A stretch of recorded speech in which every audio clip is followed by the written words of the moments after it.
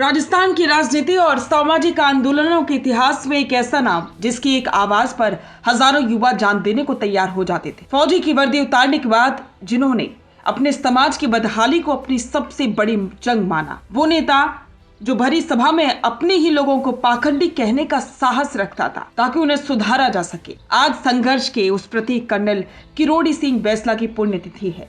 मुख्यमंत्री भजनलाल शर्मा ने उन्हें नमन करते हुए कहा कि वंचितों के लिए उनका संघर्ष हमेशा प्रेरणा बना रहेगा। कर्नल साहब का व्यक्तित्व उनकी पहचान था। फौज से रिटायर होने के बाद भी उनका अनुशासन कभी कम नहीं हुआ। उनके धरने सिर्फ प्रदर्शन नहीं बल्कि एक ओपन एयर मिलिट्री कैंप जैसे होते थे। रेल की पटरियों पर बैठे हजारों लोग, लेकिन मजाल है कि कोई गंदगी फैला सके, किसी राहगीर को परेशान करे। ठेठ देसी अंदाज, लाल साफा और आंखों पर चश्मा। वो अपनी सभाओं में कुरीतियों पर प्रहार करते थे। अगर समाज में कोई बुराई देखते तो सार्वजनिक रूप से फटकार लगाने से नहीं चूकते थे।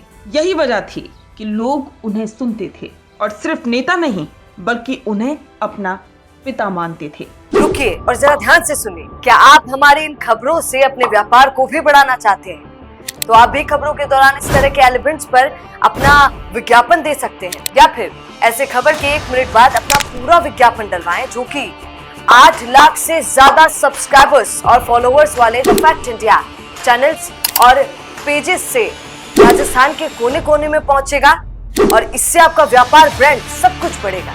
कर्नल बैंसला की एक बात सबको हैरान करती थी, उनका अंग्रेजी प्रेम। वो अपने ठेठ राजस्थानी और हिंदी संवाद के बीच धारा प्रवाह अंग्रेजी के शब्दों का तड़का लगाते थे। इसके पीछे उनकी एक गहरी सोच थी।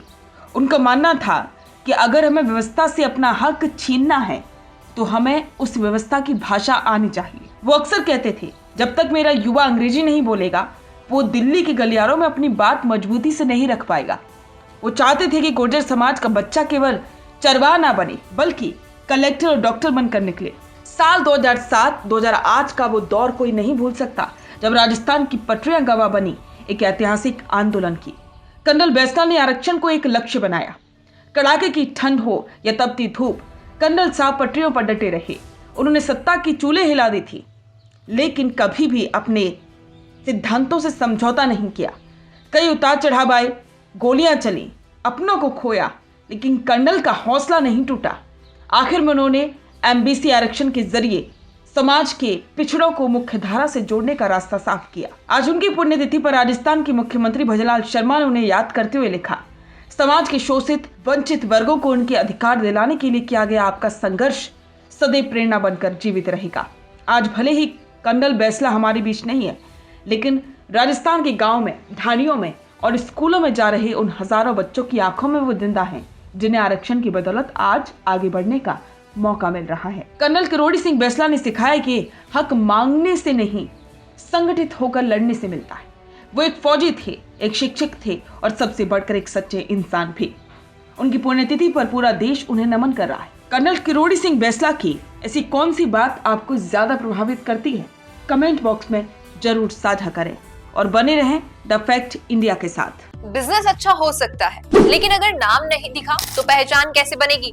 अब टेंशन छोड़िए, द फैक्ट इंडिया आपके बिजनेस को देगा वो पहचान जो पूरे राजस्थान में हर किसी तक पहुंचे। न्यूज चैनल पर विज्ञापन, पॉडकास्ट और प्रमोशन के जरिए आप सीधे 5 लाख सब्सक्राइबर और 10 करोड़ से ज्यादा व्यूज तक अपनी पहुंच बना सकते हैं। तो देर किस बात की, आज ही द फैक्ट इंडिया से जुड़िए और अपने बिजनेस को बनाइए हर घर का नाम।